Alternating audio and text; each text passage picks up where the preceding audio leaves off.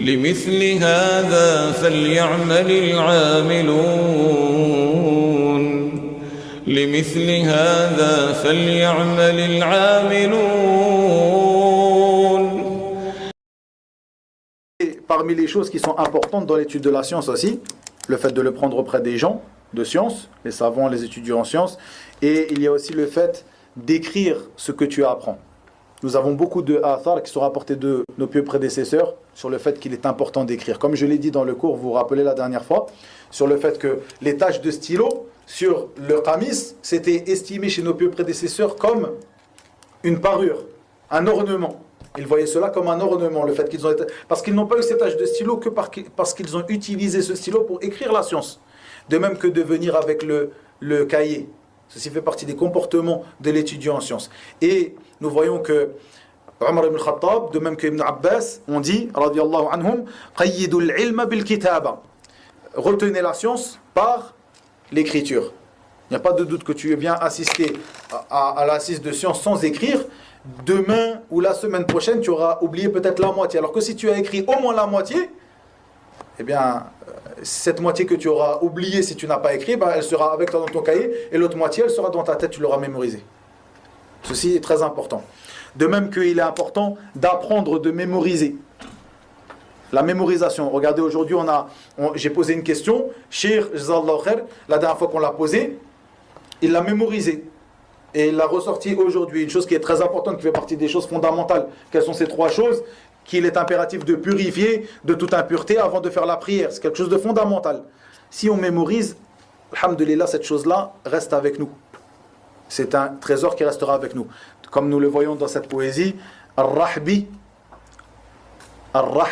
et non Ar-Rahabi, Ar-Rahbi dit Fahfad fa kullu hafidhin imamu. Apprends car chaque hafid, car chaque personne qui mémorise est un imam. De même que certains d'entre eux ont dit, comme le rapporte Ibn Abd al-Barr dans son livre Bayanul Ilmi wa Fadlihi, il dit wa'alam bi anna al-ilma bit-ta'allum wal-hifdhi wal-itqani wat-tafahhum. Sache que la science ne vient que par l'apprentissage. Première chose, comme l'a dit le prophète sallallahu alayhi wa sallam, innamal ilmu bit-ta'allum. La science ne vient que par l'apprentissage. Il dit i'lam bi anna al-ilma bit-ta'allum wal-hifdhi wal-itqani wat-tafahhum.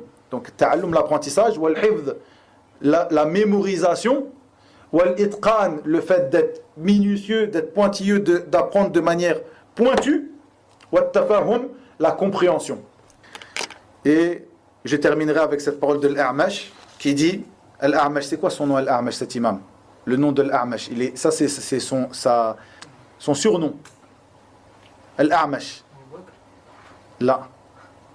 Un de ses élèves, un de ses élèves connus, il s'appelle, sa kunya c'est Abu Bakr. Ils disent que c'est son nom, Abu Bakr ibn Ayyash, qui est appelé aussi Shu'ba.